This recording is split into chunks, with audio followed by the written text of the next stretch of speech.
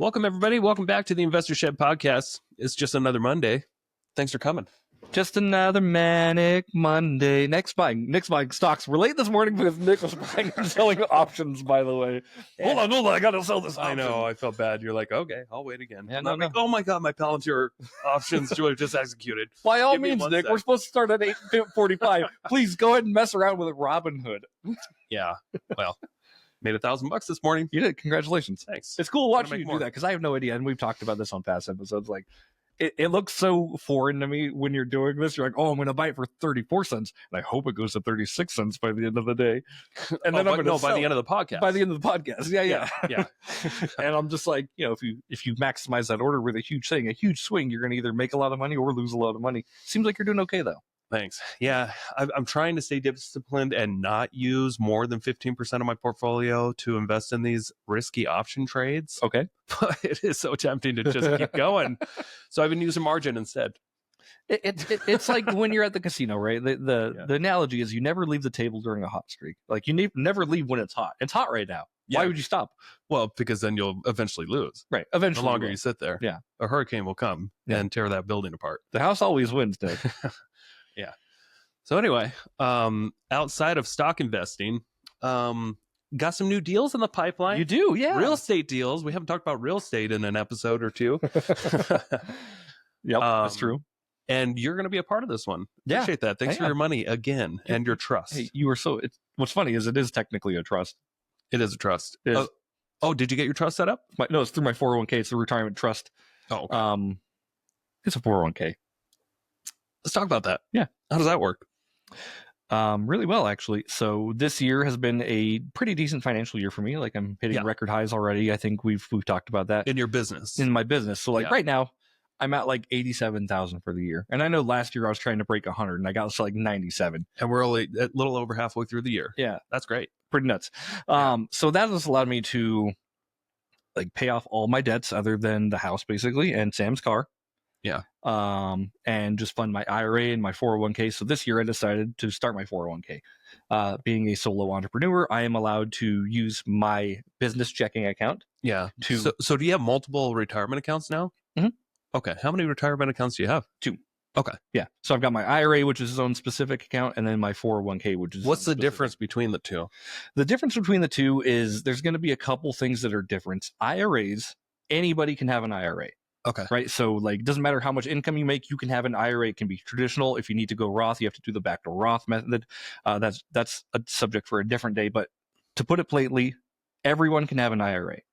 Okay. Only your employer can set up a 401k for you. Like you can't just go out as a single person and be like, let me get a 401k. And since you're self-employed, you can create a 401k. Yeah. What's the benefits of a 401k versus the IRA? So the main differences and benefits to it are larger contribution limits. And what I mean by that is your IRA, you can put up to $7,000 a year right now if you're under the age of 50. I think it's $8,000 if you're over the age of 50. I can only speak on what I know that's under the age of 50. So $7,000 is your contribution. Okay. With your employer with a 401k. Now, that's your maximum contribution. You can't, so someone with an IRA, which is an independent retirement account. Individual retirement arrangement is what it means. Okay. But yeah, it's an individual. Why couldn't they just say, well, hey, I need to put more in, or if I can't put 10 grand in, what's the point of the limit? I don't know exactly what the point of the limit is. I know it's just to make it so everyone has a fair chance at everything. So say if like Warren Buffett wanted tax-free life, right? He just couldn't put in like 20 billion in 1 year. He can put. Oh, but you're talking about a tax-free. Yeah, tax-free like bucket Roth. Basically. So everybody can have an IRA, and to make it so the rules are simple for everybody, they put these caps on what you can contribute. So people who don't overfund their retirement accounts, and basically that's how you start almost like laundering money, if that makes sense. Oh, okay.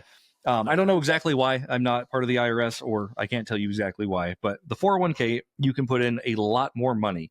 With yourself, you can put up to $23,000 in as an individual. Okay. And your employer can match up to 25% of your W-2 wages. Okay. So for basic math, right? If I have a $50,000, so this is money going into your account that's not tax going in, right? Correct. This I set up Roth, so this is I'm already taxed on this stuff. Okay. Okay. You can do traditional, So but you I have like the option. Yeah, I love the option to put my money in Roth because you pay taxes on it once, and you'll never pay taxes on it again. So most people, they only hear of like a Roth IRA, but there's a Roth 401k. Yep. Which works the same way. You can just put in more money. Yep.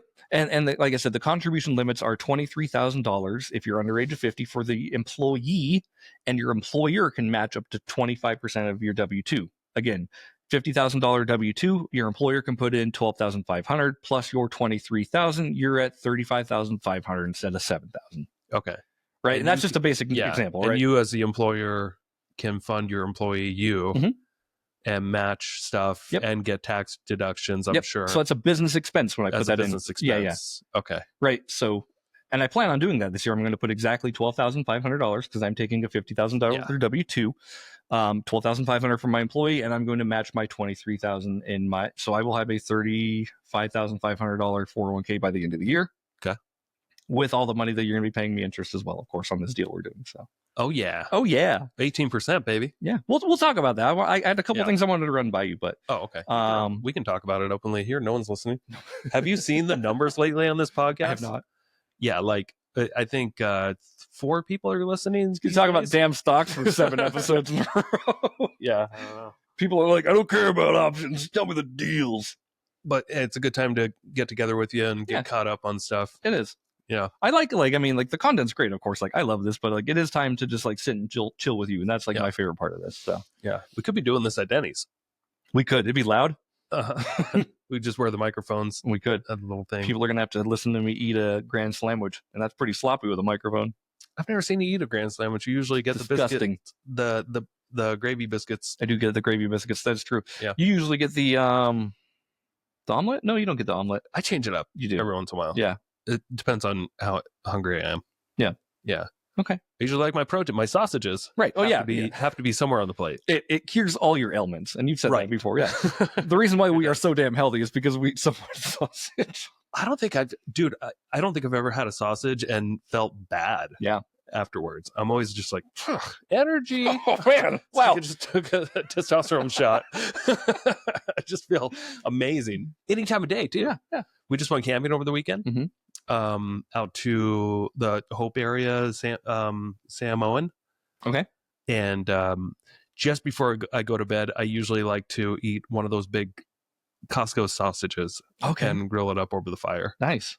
That way, is it like a breakfast sausage or like a German sausage? No, just like the kind that they provide in their deli for $1.50. Those are good. But just grill it up over the fire and just eat that right before you go to bed because you're. It's actually healthy for you to digest food laying down while you're trying to sleep. Is it? No.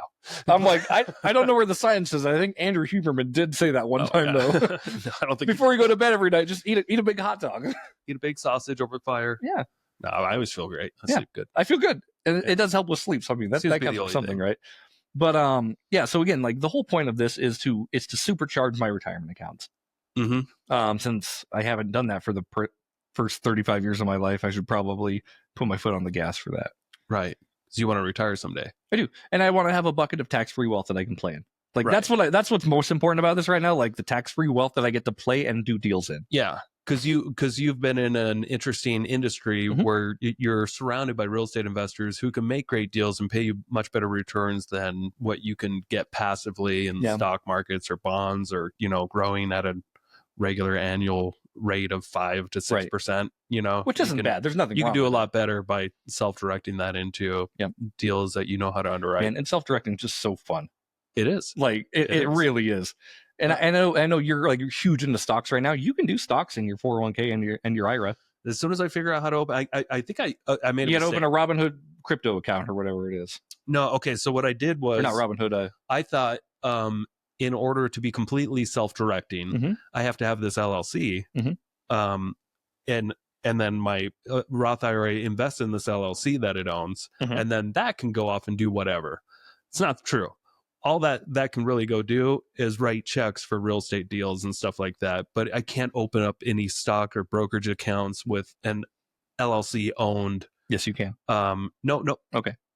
Owned buy a Roth account and there's no social security number behind it or anything like that, because you got to keep them separate. So I actually have to just bring it back to my original directed IRA, and then I can invest stocks through that.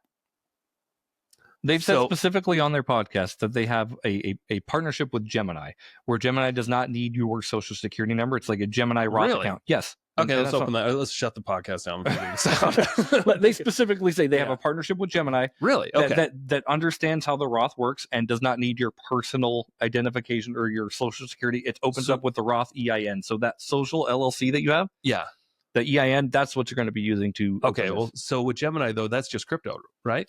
I think they do stocks too. I'd have to double check. Okay. Anyway, that's just a question you ask for them, because I'm sure there's a way investing to do in crypto. Yeah, I mean, crypto's doing fine too. Like, you can do options. Yeah, because most of my retirement I have in a real estate deal right now, but then I still have like $4,000 or so that I'd love to play with. Yeah. Now that I know how to play with small amounts of money and make big returns. Yeah. And might lose it all real soon. You might, but haven't yet. Yeah. Playing while the table's hot. So that's what I've been up to. Just trying to work hard and trying to figure things out. I know you talked about at the beginning of the episode how I'm going to be funding one of your deals here in a bit. Yeah. What's going on with that deal? So a deal was brought to me by a wholesaler last week. It is a house in Kellogg that is 2 doors down from my very first house I ever bought. Nice. I know that house. Yeah. Okay. And I recognize this house immediately. I'm like, oh, that's the nice house. Nice. That that was 20 years ago when I bought that. Like, that was the nicest house on the block. And now it can use a little bit of paint and carpet and stuff. It's been a little bit run down over the last. Somebody bought it in 2018, and it had a lot of appreciation since then. But they could have had a lot more if they just treated it right. It's 2 doors down from your first house? Yeah, the first one. It's on that main street, right? Because your house originally bought was on that corner. Yeah, so that's 2 south. The main street, south, just on the same kind of block. It faces Mill Street. Okay, yeah. So if you're going up the hill, it's on the corner of Mill and Division. Nice. So I know exactly where that's at. That's hilarious. I forgot how much I'm buying that house for, actually. You should probably look at those numbers. Because it's already been a few days, and I've been busy. Another thing I'd like to talk about today is how cool this new spreadsheet is. Ooh, okay. This spreadsheet, here it is. Okay, I'm buying this house for $260. Okay. And the ARV is right now, we kind of have it set around $365 is what we could probably sell it for. Cool. Rehab's a little bit heavy, $13,000. I probably won't spend that much. I have a contact there that I just sold her a house. Who's a great contractor, and she can do painting and flooring and stuff pretty cheap. Nice. So this house needs a real light. I think we've got 30 days set on this spreadsheet. I'm going to actually share my screen. Yeah, I love this new spreadsheet, by the way. You showed this to me when I spoke at your REI last month. And just the new outline and the new format of the spreadsheet looks, it's fresh. Thank you. You're welcome. This will show my entire screen, not just the show it in its entirety. Show it to me. Here we go. There we go. So if you guys are watching on YouTube, you can check this out and follow along. I'm going to switch over to this one. So I've got this new deal calculator, and it's available on our website if you guys want to check it out, northidahorei.com. You just send us a little request and we'll send it to you. Anyway, here it is. You just put in the boxes in green, but there's a lot more automatically that comes out when you put in your boxes of green. So you got to put in your purchase price that you're buying it for, how much you think the renovation cost is, what is the after repair value, the ARV, how long are you going to do renovation on it? How much of a loan amount are you getting of the purchase price? I usually get 100% of the purchase price funded. How many points is it going to cost? Yep. It's going to cost 1 point for me at a 10% interest rate. So that's all I fill, just those. And then automatically this stuff gets filled out here. If it comes in green, your net profit, 52,000, net margin, 14.29%. What's that mean? If it's net margin? green, it's good.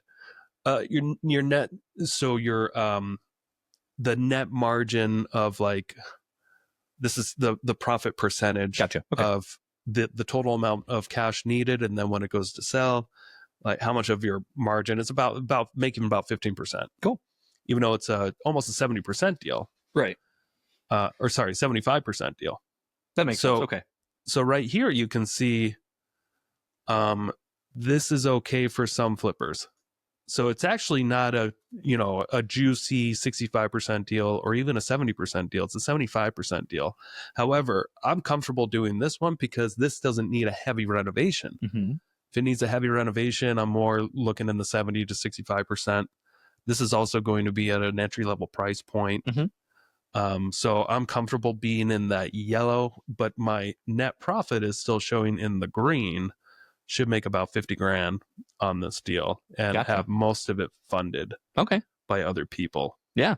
So I'm getting the purchase price funded of $260 by a hard money lender. And are you bringing any cross collateral with that? Yes. Yeah. I'm bringing one of my rental properties out in Osborne to collateralize this property. So it has about 100 grand of equity. Sure. So the lender is going to put another lien against that property for probably 100 grand. Right. And it's just like a safety net. Yeah. It's not, I'm not going to all of a sudden making payments on this other property or anything like that. It's just, it's additional collateral that's put up. I don't have to send my rents to him or anything like that. It's just simply gets clouded on title while I'm working on this project. Once this project's done and sold, that cloud gets lifted. Right. And I wanted to bring it up because obviously, like looking at these terms, like you've got 1 point, you've got full purchase price funded. Like these are very good terms for a hard money lender, but it's a lender that you have trust with, that you've worked with many times before, and that you're providing additional collateral with. So it's like, like the deal looks good on paper and it is a good deal, but those kind of numbers aren't typical unless you're putting up heavy collateral for a hard money lender. I will just say that. True. Yeah. Yeah. I don't want people to think like we get these awesome deals. Like, no, we still have to like still put some money in. Yeah. So, and I still have a little bit of money in it, not a whole lot, but I'm still gonna have to come up with some closing costs and a point. So a few $1,000s that I'll have to bring to the table. And then also the renovation. You're thinking, oh geez, I got to come up with another 10 or 13 grand for that. Actually, I got this guy right here. They're sharing the screen. They can't see that you just tapped our. Yeah, sorry. I'm still sharing the screen. Let's stop sharing. There we go. Anyway, whoa. Doesn't matter. I'm not sharing the screen anymore. Okay. This guy right here. Hey, there we are. Okay. So I can bring. I have enough profit in this deal to share some of that. Yeah. So I know you mentioned, hey, you just funded some of this. You're gonna have like 10 grand or so ish. I can have available as much as you need available. Hey, quick commercial break here. Thank you so much for listening to this podcast. I really do appreciate it. If you want to give back, let me help you buy a house, or I can help you sell a house. It's the only way I make money when I'm not investing in real estate. I don't make money on this podcast or the events I do, but I do make money only when I help people buy and sell houses. So if you're looking for your next investment and you're here in North Idaho, I want to help you personally. If you are not in North Idaho, I can still help you out. I have a vast network of referral partners all across the country, and I can find the right real estate investor savvy agent for you so you don't have to. It doesn't cost you a thing. Thank you for your support. Back to the show. And I'm like, well, that's before when I had this and realized, hey, this renovation is only going to cost about that, I immediately thought, oh, Jeremy might be a good one to include on this one. You know what's cool? Because I can come up with the money for this 10 grand pretty easily using my American Express card or my or just a credit line that I have. Yeah. And I can pay the bank, 10%. But I kind of like that credit line for something else I have going on. Right. I can use a credit card and pay 18 to 24%, depending on which card I use. And if that's the way I decide I'm going to go, why not just bring my friend in on it? Yeah. And I can help offer you a very good return. Absolutely. I'm still going to make the returns I want. Yeah. And I think I offered you 18%, right? You did. You know what's cool about like being like a private money lender like this? Like deals come to me. Yeah. Like I hardly have to vet them anymore. People are just like, hey, we'd like to use your money and we'd like to give you a big return. And then I start the vetting process. Right. Yes. Yeah. Now, I'm not paying him 18% unless I drag his money along for a year. So keep that in mind too. Yeah. It's probably only going to be a few months. Right. So I'm probably not going to pay him a full 18%. It's probably going to be like 9% or so, but at least then he can recycle his money again. Yeah. It's going to be 18% based off the time that it's been invested. right? So it's not going to be like 18% of the total loan, of course. But so if you let me that 10 grand and this project, I stumbled, it took a year to do, and I have to give your money back. I'm giving you your 10 grand back plus 18%, which is another $1,800, which is still a fantastic return for you. Good. And if it took that long with me, of course, I have other costs that are going to bring that profit down. Yeah. And the only way it would really go that far is if I had to do a lot more repairs and stuff. But there's $50,000 worth of margin, right? Like a buffer of things that can go wrong where it'll get eaten away at that. Yeah. And so it should be just fine. Right. I've done these a few times. Yeah. I trust you, of course. I was going to I'll bring it up on the show just so we can kind of talk about it honestly. Like we can either do a partnership where you're not making me interest and I take a little bit of the equity, or you can pay me interest and I'm fine with either. But I wanted to give you that option, right? Like, so if you don't want to make this monthly payment on this cash that you're borrowing, you can just cut me in on the deal. We can do that too. Yeah. And I was going to try to sweeten the pot for you a little bit with that too. Okay. What you got? So if I Palantir stocks, I don't have any Palantir for you. But if I promised you all the capital in my 401k for like up to 2 years that you can keep doing deal, like I will not give that deal to anyone else that I'm investing with. It'll be your money to play with specifically. And the idea would be like, you help this thing grow, I'll give you a bigger pot to play in. Okay. Anyway, like we can talk about like all terms after this, of course, but I was trying to see exactly where you'd be. I'm fine with either. Okay. Yeah. Let's talk about that. It just depends on the deals that come up. Yeah. But just for you to be like, okay, like I just have guaranteed capital that I can access. Right. That's kind of a cool thing. It's kind of a nice thing. That's kind of a cool thing. It is kind of a nice thing. We can write whatever we want in our contracts, Nick. Yeah. And you guys might be thinking like, hey, why is Jeremy going to charge you so much? And why are you willing to pay that much? Jeremy will be like in a second position, lean. And so the risk is higher for him. And with more risk comes more reward. Right. And I'm used to paying either, other people or myself. Yeah. Or, as somebody who's coming in and bringing that renovation money deserves to get paid a little bit more because their risk is higher. Because if something happens, if this property gets foreclosed on, their investment is probably going to get wiped out. Yeah. Probably not with this because we're buying it at a good discount. Right. But they're second in line for getting their money back. So just something to keep in mind. Higher risk, higher reward. Typically. Right. And also like Nick and I have done enough deals together where it's like, I trust you. I know how you work. I know how you operate. I know that you're good for it. And I know that you'll do everything in your power to get the top selling price without going overboard on your renovations. Oh, thank you. Like you operate well.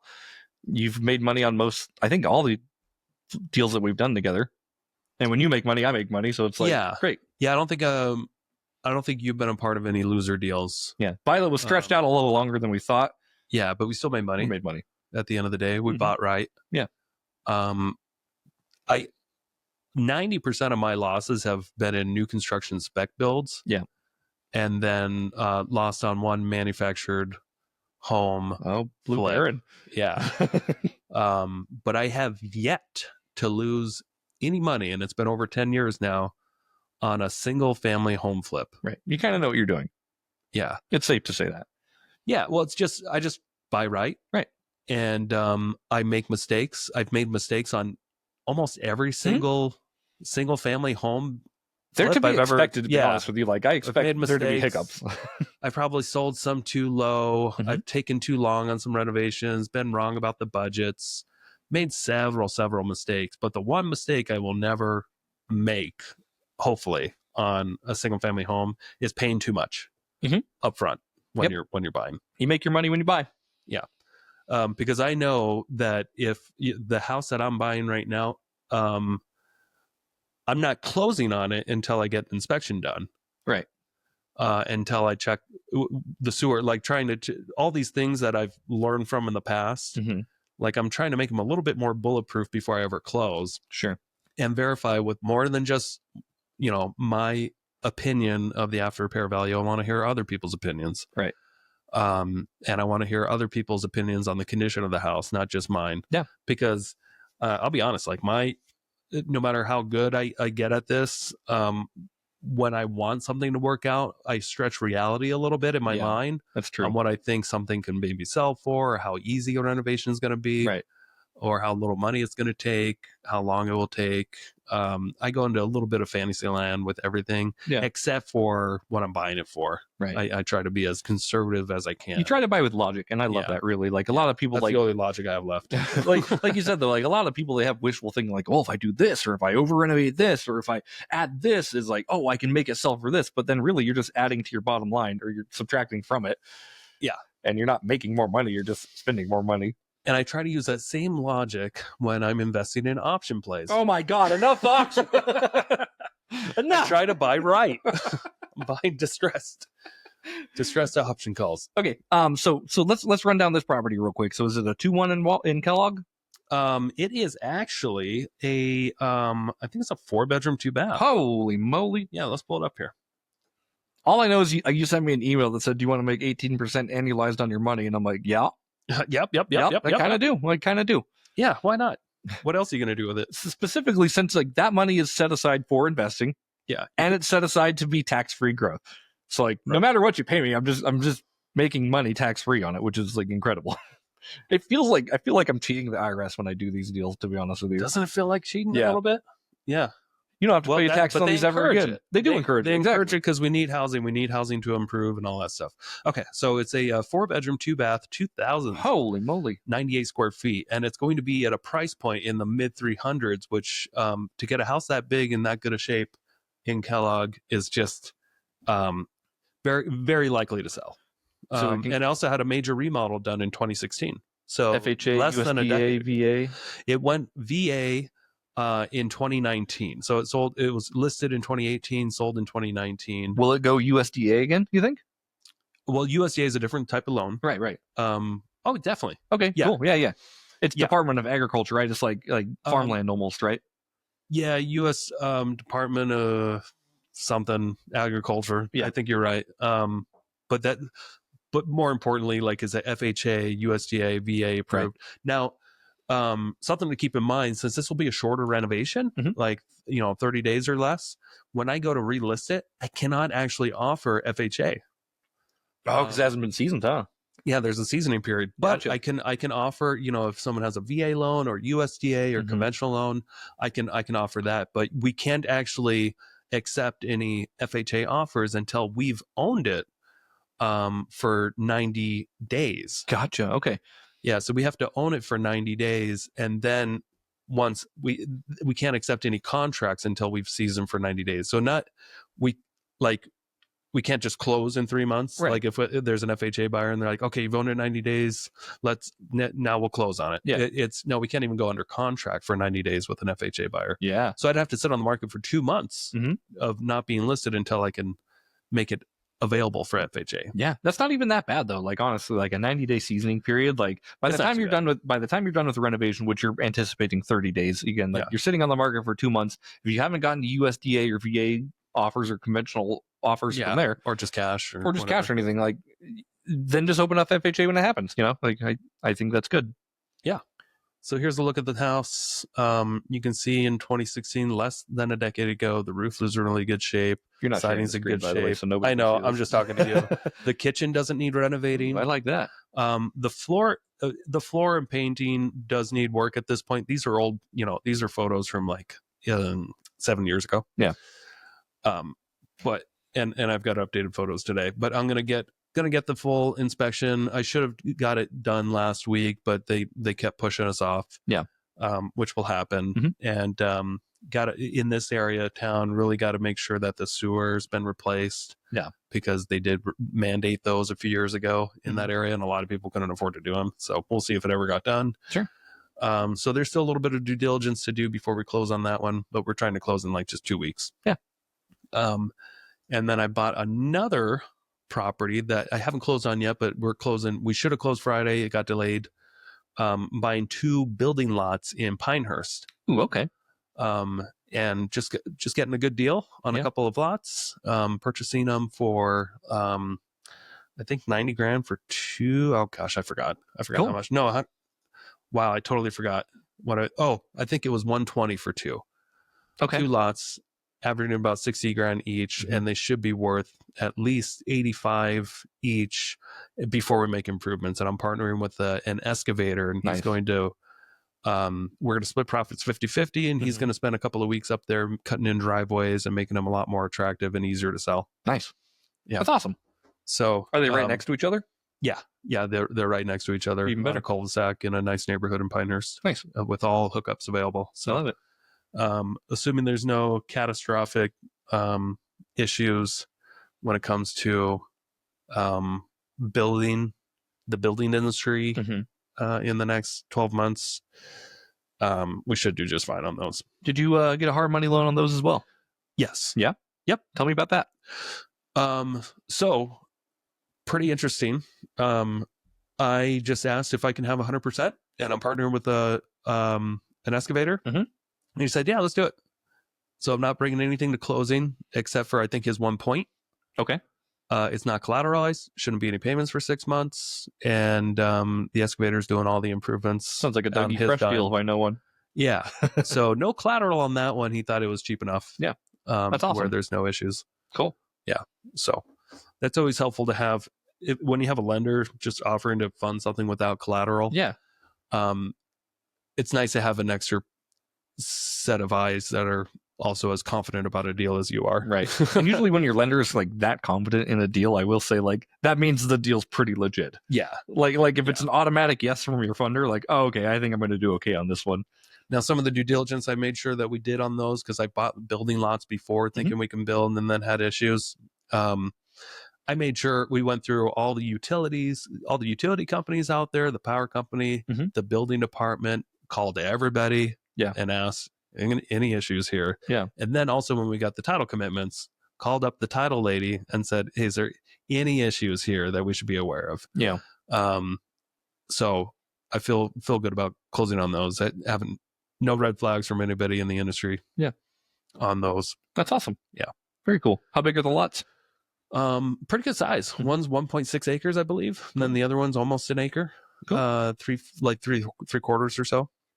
So pretty good size lots. Nice. Let me know when you're ready. I can get out and get some drone photos for this for you. We are going to need drones on those. Yeah. You will. So, I would imagine 2-3 weeks. Cool. Yeah. Very cool. Yeah. I love it. And then, so you got that and you got the Kellogg deal. Yes. And then I'm building a cabin that has inspired my crazy gambling addiction because I need to come up with money on those. I've got 2 fix and flips that are done, but they're just on the market. Sure. So I've got, I'm sorry, one's almost done. Okay. One hit the market a couple weeks ago in Hayden at we listed it at $619. Now we're down to $599. That was your completely overpriced house, right? Yes. So we went back to a normal priced house. I have a lot of cash tied up in that one. And I just got here's the feedback right now. Is your client interested? This just came in 7 months ago. No. It was rated a 4 out of 5, 5 being the best. Good sized lot and nice to have a shop. I like the master bath. The non-conforming bedroom wouldn't work downstairs. Okay. You should have conformed that bedroom. Oh, jeepers. It's okay. So we're getting a good amount of traffic. Yeah. We're getting showings like every other day or so. Cool. Which tells me that we're priced where we need to be. Right. Yeah. Cool. I love it. So then when's your next flip going to be done? You said one is still in the process and going to be done in the next week or two, or? Yeah, one should be done, I think, by the end of this week. Cool. That one's up in Bonners Ferry. Okay. Yeah. That one's been also way over budget, but at a good price point where I'll still make a good profit. Yeah. That one, I think we had a budget of $65,000 and we're knocking on the door of $100,000 or more. Knocking on budget's door. I bought it for 110. Okay. So I'm in it, going to be with interest and stuff, 220-ish to 230. When I go to sell it, I'll sell it for 325. It will likely sell at 325. Sure. Should probably make net profits after closing costs somewhere around 70. Cool. I would hope. That's a good flip on something like that. Yeah. When you not bad for when you come ahead $70,000 and you didn't have to do much work other than put the capital in the deal. It was a lot of cash. Yeah. Heavy cash one. Because you're not swinging the hammer up there. You hired a contractor, right? Yeah. But I still got that one mostly funded by hard money, Cool. including the renovation, but a lot of it, since we went over 65,000. Right. Now I've got a lot of cash into it. That's okay. Yeah. Cool. Yeah. Let's see what else we got. Oh yeah, and then I'm building a cabin. That my initial budget when I purchased the land, I was like, I'll just build a little shack for like 50 grand. I spent almost 42 on just the well. Whoa. And the well's not done. So you're probably gonna go over Still 50. need a pump. Okay. Yeah, and just the water. Damn. The septic system's going to need an upgrade because it's mostly clay out there. So instead of like a $8,000 septic system, it's going to be more like maybe a 12 or 15. Yep. And then instead of building this, $50,000 kit of a really small little cabin, we're building 1,000 square foot regular kind of house that's decent off grid. And this is the one you want to do while you broke back mountain stuff out, right? Oh yeah. Okay. Yeah. Lots of guys hanging out for the weekend, missing their wives. So it's looking like I'm going to spend $260 on that thing instead of the $50,000. Are you planning on refinancing that at some point, or are you just going to keep that and just like that's going to be your paid off hunting land? Yeah. So I've got a land contract. So there's already a lien with the seller on the land, but it's a great deal. It was like $2,000 down, $1,000 a month for 20 acres. I think my balance is 180 something on it. After I build this cabin and stuff, I don't think there's going to be a whole lot of equity. There might be 50 to 100 grand. So if I had to sell it, if I was stressed for money, right, I can sell it and be fine. That's all done through escrow and stuff. Who has your balance, right? Yep. Yeah. Yep. So that is escrowed, even though it's a seller financing deal. I love it. You should do that. That helps protect everybody. So money comes in. But because that one's, I can't then use this land as collateral to build on it. Yep. So I'm just thinking all the extra cash that I have when these flips sell, I do plan on investing almost all my cash into that, and that will be like my savings account in my head of like, okay, I got this cabin that has great equity. Now I need to go, because I just spent all my cash, I got to go make more cash. Yeah. And I feel fine about that. Yeah. I think that's maybe not the best financial advice out there for people listening. Right. Go build a liability and that takes money from your pocket every day. There's better ways you could have spent that money, but that's right. Okay. But I have other rentals that keep me cash flow positive that I'm comfortable finally spending some money on myself. Yeah. Some which I'm still fine if you look at my overall portfolio. Yeah. I can stomach this expense. Right. Yeah. That's cool. You're doing really cool deals. I feel like I'm just starting to get into really cool baby deals with the accounts I'm building up.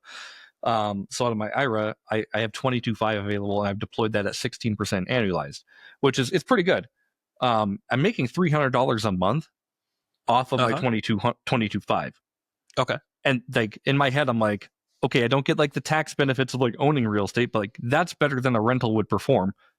With $22,000 down. That's true. You know what I mean? That cash flow is coming in all tax free, and you can't get a rental for 20. You can't buy a house for 22,000 down and expect it to cash flow that much, right?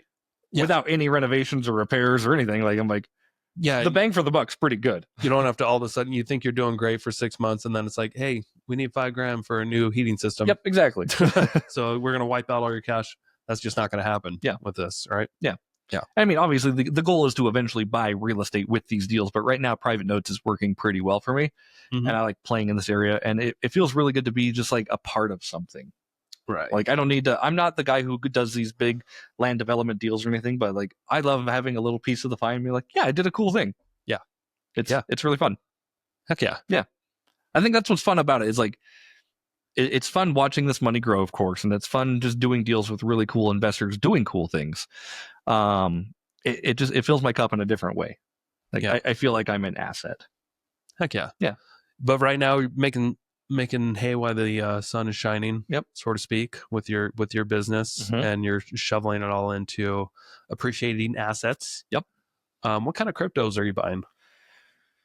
Crypto is automatic. It sounds like crypto is going to be on a run here for the next couple of years, potentially. Yeah, it's on a pretty damn big run right now. This administration is pretty much just accepted it. They've accepted it. There's Yeah. new legislation. I haven't read it yet, but some legislation passed on crypto last week. I have the email unread in my inbox that says I need to follow up on that. Yeah. But yeah, I think crypto's going to do cool things. I am invested in some of the heavy hitters. So I've got Bitcoin as a main staple, of course. I think no matter what the price of Bitcoin, the application of it and the use of it, like people are accepting Bitcoin as payments now, right? That just makes it that much more widely available. Get in while you can on that. I have a little bit of Sol. I told you about that right before the episode. A little bit of Sol. Just a little bit of Sol for a ginger. I just wanted to stake that, to be honest with you. Like before all the weird shit happened, like 2 years ago, where staking all went to shit. Well, what does that mean? Staking. Staking is basically like you have, for simplicity, you have one coin. You lend out this coin, and people will pay you money to use that coin as collateral. So you make an annualized interest percentage rate on the amount of money you stake. And they're using that as collateral to buy more, make trades. Yep. Oh, yeah. Okay. And so right now I think Sol it was giving me like 8% annualized, which isn't great, but I'm like, that's fine. That's better than most things. Okay. I do that, and I've got my 10 million Shiba. 10 million Shiba. Yes. So you have more than me now? It's 9 million something. Okay. Whatever you have, I will top it by the end of the day. I think I only bought $100 worth because it was like, yeah. I wanted to have just more than you. Yeah, barely more than me. And then I've got some I don't even know what Shiba is, but I get alerts on it all the time. I'm like, I don't need these alerts on my if I made $5. I like the alerts when it drops below a certain price. So when it's like, hey, Shiba below 0.000013, I'm like, cool, I'll buy some more Shiba. Yeah. And now it's like 0.000018. I'm like, great. You just take my 9 million. So wait, how big are these swings? Percentage wise? I don't know. What does that mean? When it's going from blah blah blah. And are you seeing common patterns of this Sheen coin? Okay. I'm seeing common patterns in all of crypto right now, where they're all up due to new legislation, and like you said, the cabinet just being like, yeah, whatever, crypto's a thing. So yeah. Do you think maybe it's a good idea to maybe just watch it and don't really necessarily invest because it might be a little peaky? I think if you were interested in crypto, yeah, you can watch, but I don't think like this is for everybody. This is all speculative. I'm not a financial expert. I think Sheeb's the only crypto I have right now. Is it? Yeah. No matter what, like I automatically buy Bitcoin every single day. That's an auto buy. I'm like, I know what this is. I know the applications to it. I mean, I was scared to buy it, and this is the common analogy, right? Like I was scared to buy it when it was like 25,000 a coin. I sold it when it was 1,200 or 1,400. I'm like, whoa, double my money. Yeah, I was scared to buy it. I'm like, man, this thing, why would it go bigger? And then like, next week is 40 and then 60 and then 70. And I'm like, I should have got in more when the bidding was good. But you don't know what you don't know, of course. The funny thing is with that Bitcoin trade, so this was back in 2017. Yeah. But sometimes when you traded them back then, you didn't get you can't just sell it all. Like it might leave you a tiny fraction or something like that. Mm-hmm. And I remember like having 2 transactions where I bought Bitcoin like around $600 or $800, and then 2 more transactions where I sold it like around 1,400, 1,800, something like that. Mm-hmm. Almost double my money. But there was a small little tiny fraction of like, just $1 or $20 worth or something really small. Yeah. That I just left in my account and forgot all about it. Yeah. And then I checked it recently, I think a month ago or more. Maybe 2 months ago at the most, and that Bitcoin was worth like $2,000 or $3,000. Nice, just the change. So it was actually the small little fractional change on that trade that made me $1,200 or $1,500. Yeah, was now worth $3,000. That wild, just by not doing anything. And if I just kept that Bitcoin, it was like, I don't know, 1.2 or 1.3 worth of Bitcoin, it'd be worth like $150 something thousand right today if I just like bought it and forgot about it, like I did the change. Yeah, that'd be cool. And that's why like I don't know what the future is going to hold for this stuff. Yeah, like if you don't know anything about crypto and you don't want to like you and I have different investing strategies and this stuff. Like I'm a buy and holder. Yeah, right. Like I hold them. Like hopefully someday this will go to the fucking moon, and then I'll sell. Like, and you're like get in and get out. And I think it depends on like if you want to get into crypto or stocks or anything, like, and you want to make a quick buck, you really got to do what you're doing, and you have to like sit and kind of watch the market and watch the trends. Well, when I see 10 or 20 or 30% returns, I'm like, sure, just take it. Yeah, take the money. Just take it and then watch it and buy back. Buy it again. You don't have to always sell it all. Mm-hmm. Like what I've done on a lot of these trades over the last couple of months. Like there's this one Surf Air Mobility stock that I bought like around $3 and something cents. Yeah. And it went. I think I put 10 grand into it, and it went up to 14,000 in value. Wow. So I sold 13,000 of it and just kept 1,000. Yeah. And just left it. And that itself like tripled too. Nice. And it came down too. But like that, I'm just going to hold. There's like 300 shares. Yeah. Of that electric airplane company. And if it actually goes somewhere someday, like I already took my winnings. If that's the next, Tesla someday or something crazy, where that becomes $1 billion company, billions of dollars, then that's cool. I'm not completely out. Right. So I'm trying not to make like the Bitcoin mistake with everything. I'm like, hey, if I see big 30% returns, take 90% is like what I'm doing, and just get all your investment back plus 20% profit or so, and then just hold that there and try never to think about it again. Right. And maybe watch it if it like go, and then you see a pattern, because it's easier to watch the stuff that you own than stuff that you don't. Yeah, absolutely. So I like to at least have I have 8 different stocks that I own, and most of them I own just a little bit. Same here. I just own like a tiny but I'm bit. able to jump in like the sorry to interrupt you, but like the Robinhood trades this morning. I already made my money on Robinhood and sold almost all of it. Yeah. Except I think I kept 2 shares, but just so that I can watch for potential option plays. Yeah. Like when you got to own it. It was down today, and I've already made a trade and a half. Right. I already made a little bit of money, not much, like $230. Yeah. But I made it off of like a small amount of. Sure. I think I made it off like a $900 investment. Yeah. Great. Anyway. Yeah, and I will say, like, I think like what makes this strategy work for you and I is we went into this knowing that like if the market goes to shit, the stock market in particular goes to shit, and I lose all my money, I am comfortable with that. This is fun investing. If the stock market, you just got to remember, if the stock market goes to shit, you just don't sell. Yeah, you just don't sell, right? Unless you have options, then you're going to get wiped out. Right. So that's why you got to keep your options at 5% or less of your portfolio. But when the market takes a dip, you should just get excited, be like, all right, buying opportunities, and come up with the cash somewhere else. Yeah. Same thing with real estate though. Just honestly, put the money in. When prices go down, like that's a good time to buy. Yeah. We haven't seen that in a while. I haven't seen it, but when it does, like you should be buying more of these things. Yeah. And maybe you have to look outside your area a little bit. Like I hear Austin's a really good place to buy real estate that's down right now. People love the town. North Carolina. It's just like they overbuilt. So right now, a great time to pick up deals if you want houses in Texas. Yeah. And then some parts of Florida too, if you can stomach the insurance costs. There's a lot of great deals in Florida. Yeah. So just be greedy when other people are afraid. Yep. I love that. And if you need help like looking at real estate deals, who should someone contact? I think not me anymore. Not you anymore? I'm a stock trader. Not just kidding. Don't call Nick Beveridge for real estate. Just kidding. No, but seriously, if you have a deal that like you see something, or you need a realtor in Florida or Austin, Nick's got a network of people like who can like help you do that. I forgot we have to try to sell here and there in this podcast. I'm trying to help you out, by the way. Like I tried to help you, like, no, Nick Beveridge. When's the last time I threw you a bone then? Oh, thanks.